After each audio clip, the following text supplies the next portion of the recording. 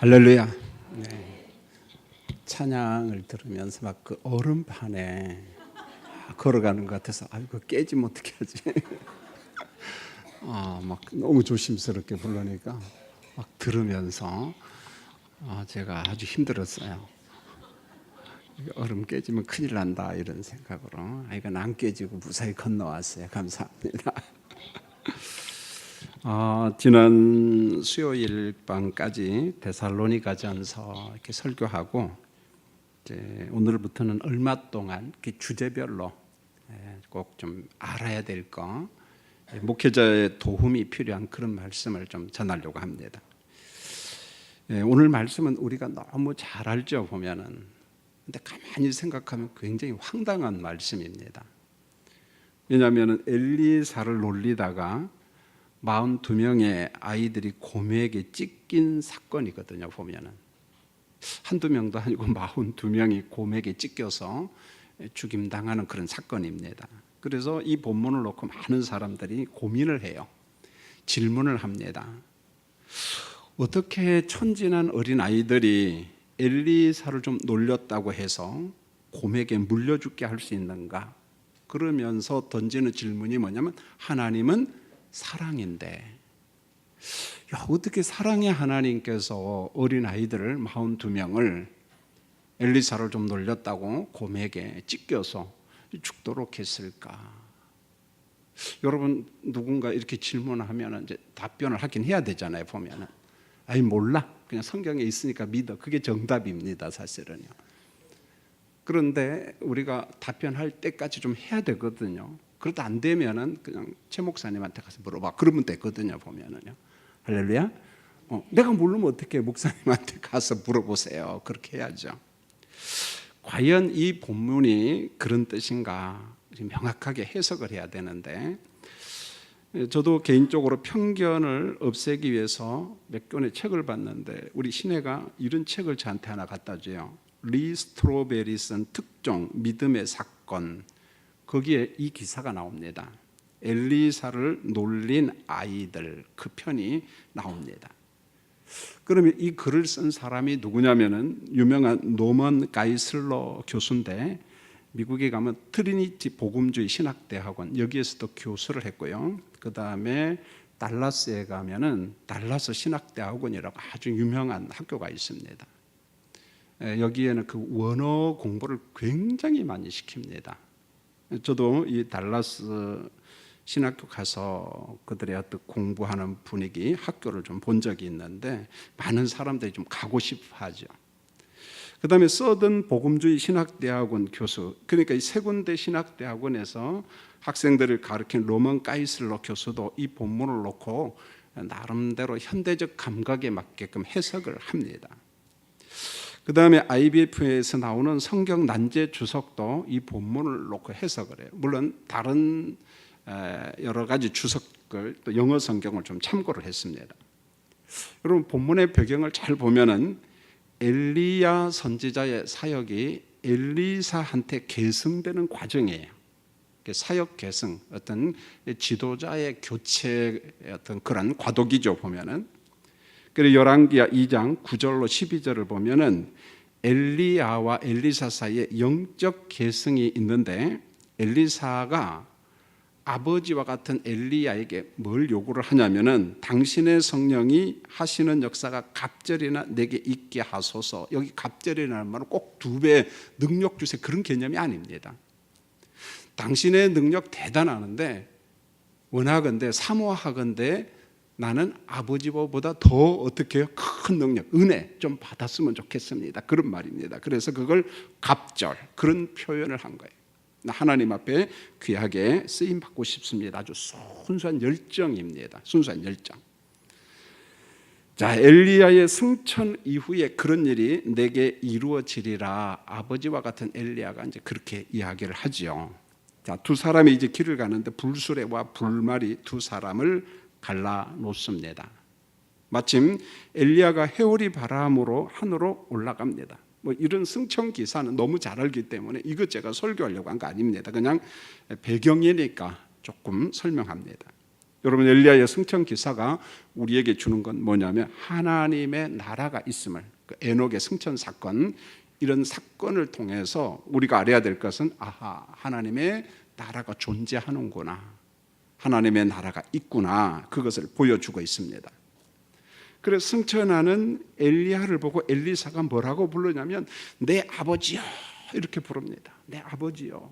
참 그 간절한, 뭔가 좀 사모하고 그리고 그 신실한, 진실한 그런 호칭이죠. 그래서 엘리사는 엘리야를 부를 때 영적 아버지로 항상 신뢰했습니다.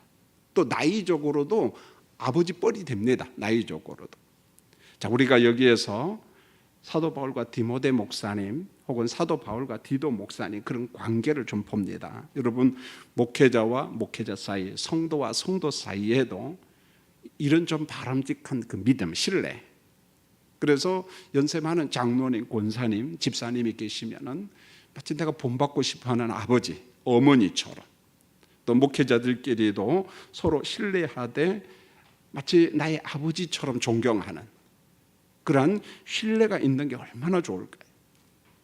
누군가를 신뢰한다는 건 피차간에 참 아름답고 우리 교회가 가야 될 방향성 중에 하나, 그겁니다. 그래서 바울은 디모데 목사님을 볼 때 꼭 내 아들 같은 디모데에게 얼마나 배려하고 생각하는지 모릅니다. 디모데 목사가 잘 되기를 바라고 좋은 목회자, 좋은 사역하기를 그 후원하고 기도하고 도와주는 그런 모습을 봅니다. 엘리사의 처음 기적은 어떤 기적이냐면은 염분이 부족해서 소금기가 좀 부족해가지고 이 토산, 어떤 열매가 열리지 않고 중간에 뚝뚝 떨어지는 그러한 것을 보지요, 보면은. 그래서 바로 앞에 보면 열왕기야 2장 19절로 22절에 보면은 여리고의 물이 나빴다 이렇게 말했어요. 여리고의 물. 그래서 토산이 익지 못하고 떨어집니다. 열매가 열리긴 열리는데 얼마 지나면은 그냥 다 떨어져요, 보면은. 그런데 왜 그럴까? 그래서 이제 선지자에게 물어보죠. 왜 그럴까? 그런데 엘리사는 분별을 합니다. 이게 원인이 뭔가를 찾아내죠.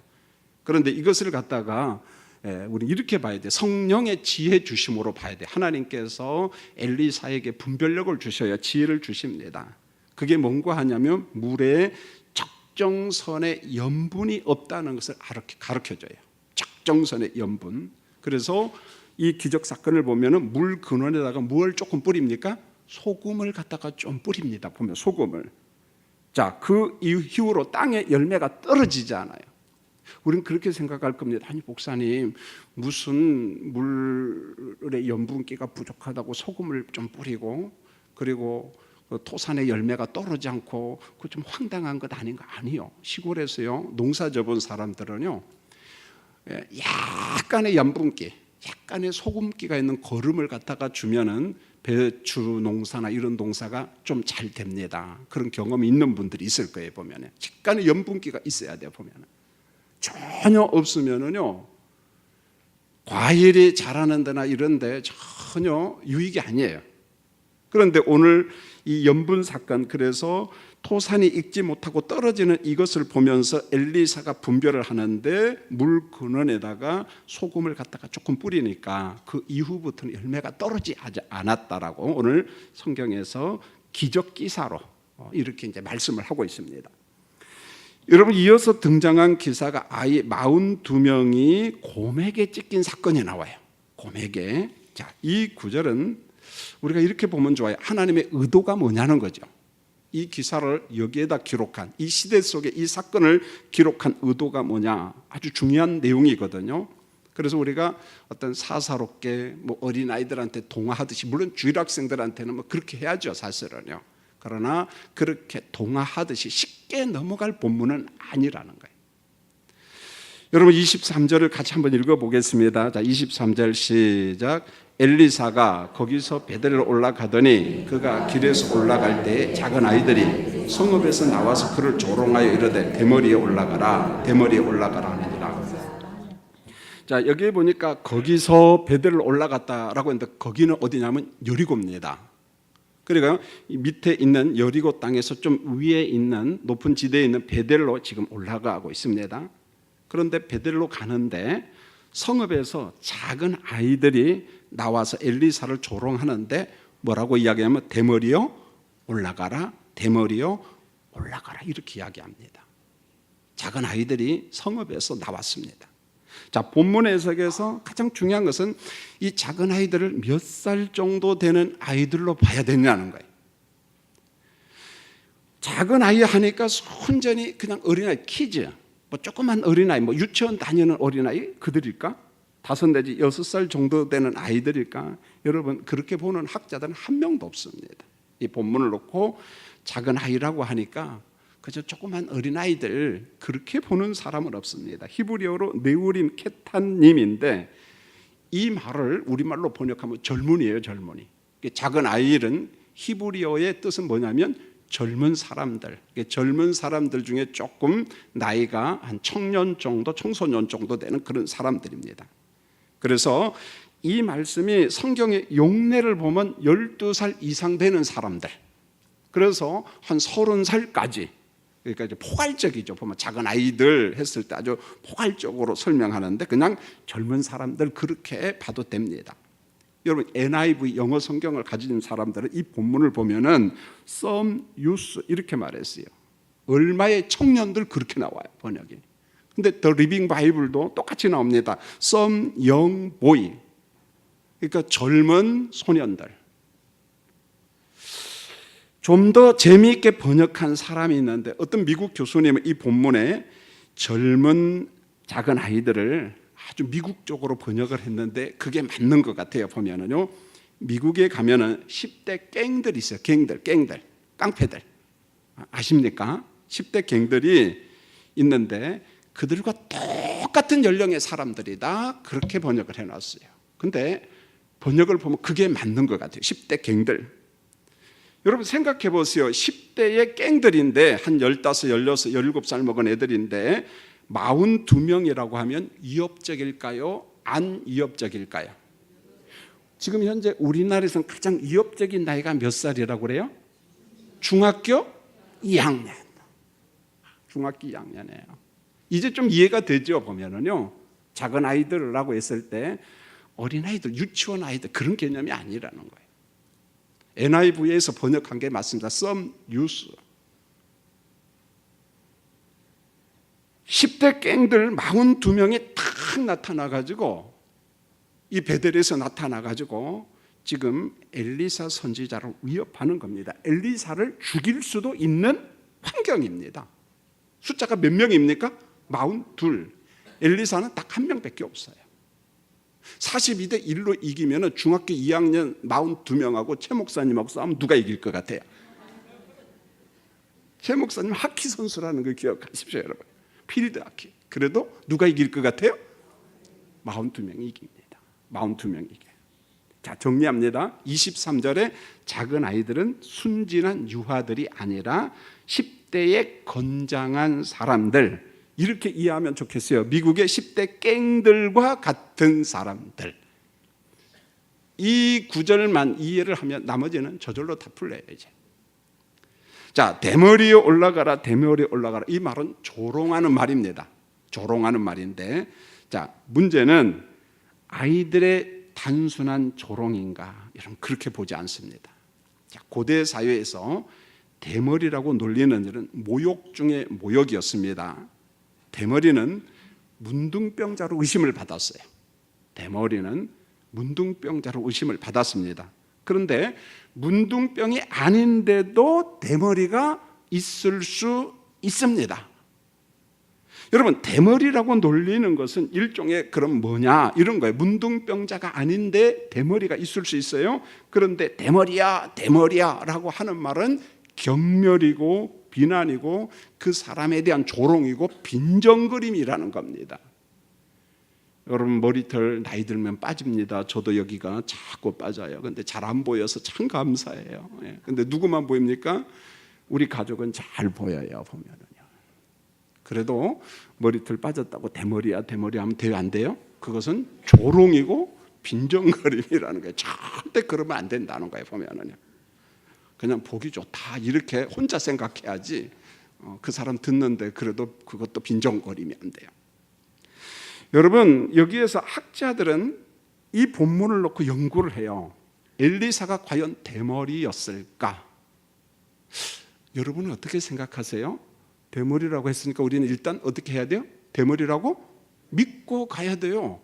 일단 성경을 문자적으로 해석을 해야 되니까. 그런데 학자들은 호락호락하지 않거든요. 연구를 합니다. 이때 엘리사 나이가 몇 살일까를 연구를 해요.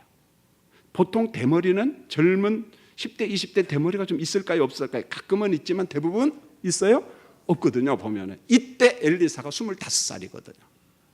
엘리사가 25살밖에 안 됐어요. 우리로 말하면 이제 신학대학원 1학년에 입학한 교육전도사 같은 나이라며. 엘리사가. 왜 엘리사가 25살이냐면 엘리야가 하늘로 승천한 시기가 주전 860년이에요. 근데 엘리사가 몇 년도에 죽냐면 주전 795년에 죽어요. 그러니까 목회를 몇 년 했냐면 엘리사가 55년 목회를 했습니다. 55년 동안 목회 사역을 하다가 하나님의 부르심을 받았어요. 그래서 엘리사 사역 기간은 약 55년인데 여호람, 예후, 여호아하스, 요하스 4대에 걸쳐서 이제 사역을 하는데 이걸 놓고 학자들이 고민을 하는 겁니다. 엘리사가 이때 25살인데 정말 완전 대머리였을까? 여기까지만 해석하면 돼요. 왜요? 대머리야 했는데 제가 아니야 라고 하면은 이상한 사람이니까 학자들의 이야기를 소개할 뿐입니다. 결국은 대머리야 올라가라 라는 말은 젊은 엘리사에 대한 조롱이에요. 조롱.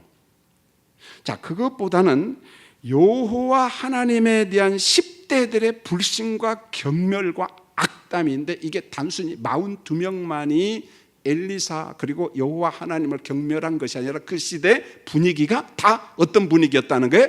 이런 분위기였다는 거예요. 42명만이 아니라 42명을 비롯한 그 시대 분위기가 영적으로 다 피폐했다는 거예요. 오늘 본문을 통해서 우리가 그걸 봐야 됩니다. 자, 그러면은 이 본문을 어떻게 해석해야 돼? 이렇게 해석하면 됩니다. 대머리야, 엘리야가 하늘로 올라갔다면서 이런 말이에요. 잘 들어야 됩니다. 대머리야야, 그러니까 엘리사야, 너희 선생, 너희 아버지 엘리야가 하늘로 올라갔다면서 이거 믿음입니까? 불신입니까? 말을 해야 돼요. 믿음이에요? 불신이에요? 불신이거든요. 올라갔다면서 그렇다면은 너도 너의 선생님처럼 어디로 올라가라? 대머리야, 하늘로 올라가라. 하늘로 올라가라. 믿음의 말이 아니라 하나님의 능력을 불신하고 조롱하는 빈정거림이라는 거예요. 빈정거림. 대머리에 올라가라는 것은 빈정거림. 여러분, 엘리야가 승천을 했습니다. 그러면 그 사실을 믿어야만이 되는데 그 하나님의 실제하는 능력을 믿지 못했습니다. 반대로 엘리야가 하늘로 올라갔대? 그런 웃긴 소리 하지 마. 그런 거예요. 지금 분위기가. 지금 이 엘리사를 향하여 대머리야 올라가라 42명의 유스들이 나타나서 막 조롱하고 빈정거린 것은 이 당시 이스라엘의 영적인 피폐, 그것을 보여준다는 거예요. 10대 사람들의 영적인 그림이라는 것입니다. 마치 조금 전에 이야기한 것처럼 미국의 10대 갱들하고 똑같아요. 여러분요, 똑같습니다. 우리나라 중학교 몇 학년하고 비슷해요? 2학년하고 비슷하다는 거예요, 보면은요. 그래서 엘리사를 위협하고 엘리사를 공격합니다. 하나님의 이름을 저주하고 하나님의 이름을 경멸하는 겁니다. 하나님의 이름을 만홀히 여기는 겁니다.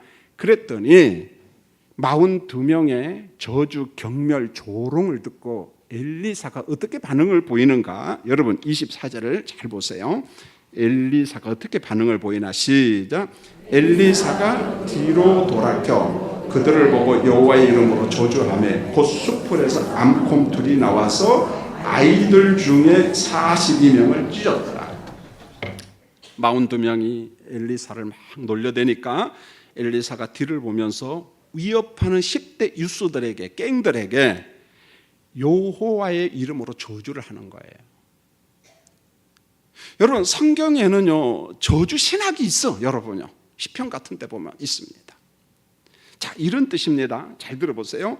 10대들의 위협이 있을 때, 강력한 위협, 그래서 그 위협하는 자들을 보니까 엘리사 선지자도 겁을 먹었어요. 이거 위험하다. 그때 자기를 저주하는 42명을 보면서 그들을 누구한테 지금 맡기는 거예요? 하나님 앞에 맡기는 겁니다. 저주라고 하는 말은 성경에서 내가 상대방을 저주하고 보복하는 건 성경이 허락해요. 그렇게 하면 됩니까? 안 됩니까? 누구한테 저주를 맡겨야 돼요? 하나님 앞에 맡겨야만이 됩니다. 그래서 로마서 12장 19절 이 말씀은 사도 바울이 구약에서 가져오는 거예요.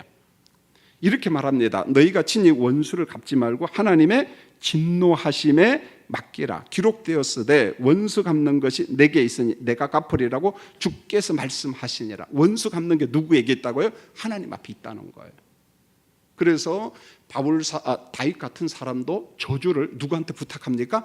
하나님 앞에 부탁해요. 그래서 사울 왕이 막 나를 죽이려고 하니까 하나님 사울 좀 어떻게 하라고요? 데리고 가라고. 이 말은 무슨 말이에요? 죽어서 좀 데려가라 그런 말이에요. 예. 여러분, 너무 미운 사람 있으면 여러분이 저주하지 말고 눈 감고 기도하시면서 하나님 앞에 맡기세요. 하나님 그 사람 좀 데리고 가세요. 그렇게 할렐루야. 아멘 하면 안 되지. 성경에는 그런 문화가 있어요. 저주 문화가 있습니다. 나중에 제가 시편 설교 주일낮 할 겁니다. 한 8번 정도. 언제 할지는 저도 몰라요. 그러나 얼마 안 있으면 합니다. 제가 욥기 설교를 하고 난다. 엘리사는 자신을 위협하는 10대 갱들을 지금 하나님 앞에 맡기는 겁니다. 여러분, 레위기 26장 21절로 22절을 보면 이런 말이 나와요. 백성들이 하나님을 거부하고 불순종할 때 징벌하는 방법 중에 하나가 뭐냐면 들짐승들을 너희에게 보낸다, 이런 표현이 나와요.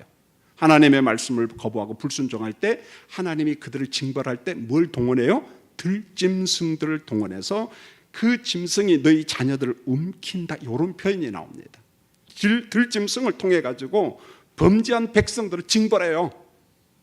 짐승을 동원한다는 거예요. 여러분, 짐승뿐입니까? 전염병을 동원하기도 하고 어느 때는 전쟁을 동원하기도 하고 다양한 도구를 사용합니다. 마가복음 10장 35절에 보면 세베대의 두 아들 야고보와 요한이 주께 나와 여짜오되 선생님이여 무엇이든지 우리가 구하는 바를 우리에게 하여 주시길 원하옵나이다, 이런 말이 나와요. 이게 전통적인 유대인들의 사고방식입니다. 유대인들은 어떤 사고방식이냐면 하나님의 종들이 하나님 앞에 구하면은, 간청을 하면은 하나님은 그 구하는 것을 들어준다고 믿었어요. 그러니까 하나님의 큰 예언자들이, 선지자들이 간청을 하면은 하나님께서는 그 기도를 연락하셔요. 오늘 사건도 그렇게 본다는 것입니다. 엘리사를 위협하고 하나님의 이름을 조롱하는 10대 갱들입니다. 자, 이들은 하나님으로부터 멀리 떠난 사람들입니다. 폐역한 사람들입니다. 이들에게 대한 엘리사의 저주는 여호와 하나님 앞에 의탁하는 저주라는 거예요. 엘리사가 직접 저주한 것이 아니라 하나님 저들을 처리해 주세요라고 하나님 앞에 맡기는 겁니다. 맡기는 거예요. 여러분, 엘리사 선지자는요 제도적인 권위를 가졌어요. 하나님께서 그를 선지자로 세웠어요. 자, 그런가 하면 영적인 권위가 있습니다. 그래서 성령이 지배하고 성령의 기름 부음이 있고, 아버지와 같은 엘리야에게 그랬습니다. 아버지, 갑절에 성령의 능력을 내게 주세요. 그래서 엘리사에게는요 이런 하나님이 세우신 제도적인 권위도 있지만 영적인 권위, 성령의 충만한 사람입니다. 이런 사람을 10대 갱들이, 유스들이 막 위협을 합니다. 대머리여 대머리, 문둥병자 취급을 했다는 거예요. 인간 폐물로 취급했다는 거예요. 대머리에 올라가라, 대머리에 올라가라. 여러분, 이것은요 보통 말이 아니라는 거예요. 엘리사를 사람 취급 안 했다는 것입니다. 여호와의 사자를, 하나님의 백성을, 하나님의 사람을 문둥병자로 취급하고 인간 폐물로 취급하고, 너희 아버지, 너희 스승 엘리야가 없어진 것처럼 너도 올라가라는 말은 무슨 표현일까요? 없어지라는, 우리 동네에 왜 왔어, 이런 거예요. 너 베델 성읍에 왜 왔어? 너 같은 놈 필요 없어. 없어져. 오지 마. 그런 말이에요, 여러분요. 대머리에 올라가라. 대머리에 올라가라. 결국은 엘리사를 배척한 것이 아니라 엘리사를 세우신 누구를 배척하는 거예요? 그 시대가 여호와 하나님을 철저하게 배척하는 거예요. 지금 베델 성읍 사람들이요. 베델 사람들이. 자, 이런 상황 속에서 어떻게 할까요? 10대 유스 깽깽들이 엘리사를 위협합니다. 죽일 수도 있습니다. 하나님은 엘리사를 보호하셔야 돼요. 동시에 죄가 관영한 그 시대를 징벌하는 것입니다. 지금요. 여러분, 1차 징벌의 대상은 42명의 유스들이에요. 곧 숲풀에서 암곰 둘이 나와서 아이들 중에 42명을 찢었더라, 이렇게 말해서 아주 극적이잖아요. 곧 그런 말이잖아요. 숲속에 있는데 암곰 두 마리가 툭 튀어나와가지고 42명을 찢어버렸습니다. 문장 자체가 굉장히 드라마틱하잖아요. 보면 곧 그런 말이에요. 그런데 이 구절에서 10대 아이들의 포악함만 보면 됩니까? 안 됩니까? 그러면 진짜를 다 놓치는 거예요. 그냥 주일학교 동화예요. 동화. 그게 아니라는 거예요. 10대들의 포악함을 보면서 그들의 누구를 봐야 돼요? 부모님을 봐야 돼요. 어른들을 봐야 돼요. 어른들을. 그 시대를 봐야 됩니다.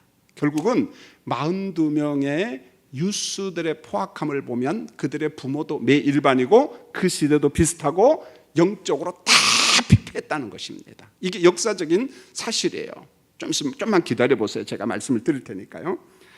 북쪽 이스라엘 사마리아를 중심으로 한 북쪽 이스라엘의 악함, 죄가 아주 관영한 거예요. 가득 찬 거예요. 충만한 겁니다. 하나님은 엘리사를 위협하는 10대들의 징벌을 통해서 백성들의 죄를 갖다가 징벌하고 있는 거예요. 그래서 어떤 큰 징벌을 앞두고 어떤 예표, 작은 징벌을 지금 보여주고 있는 겁니다. 그러니까 하나님의 전면적인 징벌이 지금 기다리고 있어요. 회개 안 하면은 하나님의 진노의 불이 지금 머리 위에 있어요. 그래서 전면적인 징벌 전에, 심판 전에 작은 징벌, 심판으로서 지금 경고하고 있는 거예요. 경고. 오늘 본문은요, 북쪽 이스라엘에 대한 경고 사건이라는 거예요. 경고 사건. 여러분, 사실은 10대 42명을 곰이 찢어 죽인 것은 북쪽 이스라엘 사마리아 어른들의 죄의 관영함, 그 시대 제가 아주 관영했다는 것을 지금 이 열왕기하 기자가 42명의 이 죽음 사건을 통해서 지금 보여주고 있는 거예요. 이 죽음 사건은 창문과 같은 역할을 하고 있습니다. 이 창문을 통해서 그 시대를 보라는 거예요. 그 시대가 얼마나 지금 피폐했는가. 여러분, 하나님은 엘리야뿐만 아니라 엘리사 그 밖에 예언자들을 많이 보냈어요. 회개하라, 돌아와라. 그런데 돌아와요, 안 돌아와요? 안 돌아와요. 결국 주전 722년에 북쪽 이스라엘은 누구한테 공격을 받아 멸망합니까? 아수리아 공격을 받고 어떻게 돼요? 멸망합니다. 여러분, 엘리야가 죽은 시간을 계산해보고 북쪽 이스라엘이 멸망한 시간을 계산을 해보십시오. 보면은요, 곰이 42명을 찢어 죽인 사건은 일종의 경고 사건이라는 거예요. 너희들 하나님 앞에 회개하고 돌아오지 아니하면 곰에 의해서 저렇게 세상이 사람들이 심판받고 징벌받는 것처럼 너희 북쪽 이스라엘 자체가 하나님의 심판을 받는다고 지금 예고하는 거예요. 예고하는 거예요, 여러분. 주전 722년 멸망 전에 무수한 경고들이 지금 계속 쏟아지고 있어요. 회개하라, 회개하라. 언약 백성들아, 회개하고 돌아가라. 그래도 돌아와요, 안 돌아와요? 안 돌아와요. 여러분, 지금도 하나님의 설득은 계속되고 있어요. 세계를 향하여 경고합니다. 영국아, 미국아, 덴마크야, 네덜란드야, 유럽아, 대한민국아 성적 음란에서 이런저런 음란에서 돌아와라, 돌아와라. 근데 돌아와요? 더 악한 길로 가고 있습니까? 더 악한 길로 가고 있어요. 도대체가 요즘에 어떤 그 공동체에는 도덕성이 있는지 잘 모르겠어요. 라이놀드 니버가 이야기한 그 말이 너무 똑같아요. 개인적으로는 도덕성이 있어 보이는데 그 사람들이 조직 속에 가면은 조직 속에 도덕성이 있어요, 없어요? 없습니다. 국회 도덕성이 있어요, 없어요? 헌법재판소 도덕성 있어요? 없습니다. 대법원 도덕성 있어요? 없습니다. 조직 안에는 도덕성이 없는 거예요. 이상한 판결이 나오는 거예요. 여러분, 10대 폭도들의 생명을 취한 자는 엘리사가 아니에요, 여러분요. 곰을 풀어놓은 것도 엘리사가 아닙니다. 엘리사가 무슨 그런 재주가 있습니까? 엘리사는 아예 그런 능력, 그런 재주가 없습니다, 여러분요. 10대들의 생명을 취한 분은 누굽니까? 하나님이에요. 곰을 다루신 분도 누굽니까? 하나님이에요. 악함이 극에 달할 때면 하나님의 징벌이 임한다, 안 임한다? 임합니다. 그들이 믿는 자일지라도 우상 숭배합니다. 하나님의 거룩함을 훼손합니다. 그러면은 기다려요. 하나님께서 즉각 심판하지 않습니다, 여러분요. 오래오래 기다려요. 많은 예언자들을 보냅니다. 많은 사건을 보여줍니다. 그런데 그게 관영하면, 차면은, 여러분 그랬잖아요. 하나님께서 아브라함과 언약을 맺잖아요. 너희 땅에 죄악이 관영하면은 몇 대 만에 애굽에서 돌아올 것이다? 4대 만에. 이때 4대는 100년을 이야기한 겁니다. 400년이 지나면, 아모리 족속들의 죄가 관영하면, 하나님은요 죄가 찰 때까지 기다립니다. 지금 우리나라 전 세계는 죄가 얼마큼 찬 것 같아요? 몰라요. 여러분이 느끼면 느낌에 따라 기도할 수가 있습니다. 많이 찼다고 느끼는 사람은 위급하게 막 기도합니다. 여러분 새벽에 기도할 때 저 뒤쪽에 앉아가지고, 우리 교회는 아닙니다. 아멘, 아멘, 아멘 하는 여자 성도가 계세요. 뭐 기도를 듣고 싶어서 듣는 게 아니고 그분이 통성으로 기도하니까 기도가 들려요. 근데 그분의 기도는 처음부터 끝까지 국가를 위한 기도예요. 그분은 그런 생각이 들어요. 아, 지금 대한민국이 위기다고 느낀 거예요. 그러니까 그분은요 앉아서 국가를 위해서 막 기도합니다. 그래서 제가 많은 도전을 받았어요. 아, 이분은 국가의 아픔을 끌어안고 기도하는구나. 근데 위기의식이 없는 사람은요 국가를 위한 기도 안 합니다. 안 해요. 여러분, 이 곰을 통해서 42명을 찢어서 죽게 한 이 사건을 통해서 단순히 42명만 보면 안 되고 10대 유수들만 보면 안 되고 베델리성만 보면 안 되고 이스라엘 전체, 사마리아 전체 지금 죄악이 막 가득 차고 있다는 거예요. 그래서 이 사건 이후로 약 한 몇 년, 70년 후에 북쪽 이스라엘이 망합니다, 여러분요. 북쪽 이스라엘이 망해요. 여러분, 지금 세계는 하나님이 주신 정결함, 성결함, 거룩함을 상실해 가고 있어요. 성을 정치화하고 있잖아요.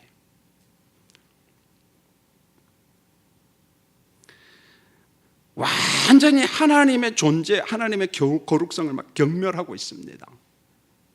다른 나라는 그래도 대한민국은 안 그럴 줄 알았는데 대한민국도 엄청나게 빠른 속도로 따라가고 있습니다. 따라가고 있습니다. 극도의 더러운 짓. 성경을 통해서 보면, 역사를 보면 하나님의 징벌은 꼭 있습니다. 반드시 있습니다. 없으면 하나님 안 계셔요. 단지 우리 시간표하고 다를 뿐이에요. 하나님의 창조 질서, 하나님의 순리를 파괴한 학자들이 왕노릇하고, 정치가들이 왕노릇하고, 법관들이 왕노릇하고, 심지어 목회자들과 신학자들도 똑같아요.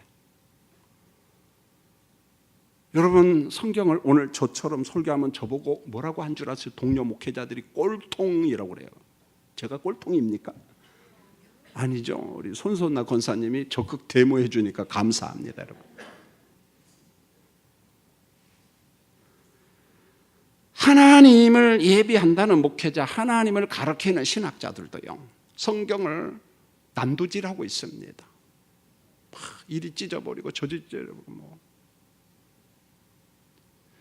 그런데 하나님은요 그와 같은 자들의 생명을 꼭 취해갑니다. 그래야만 하나님이 계시는 거예요. 그런 시대, 악한 시대는 심판합니다. 자, 정리하겠습니다.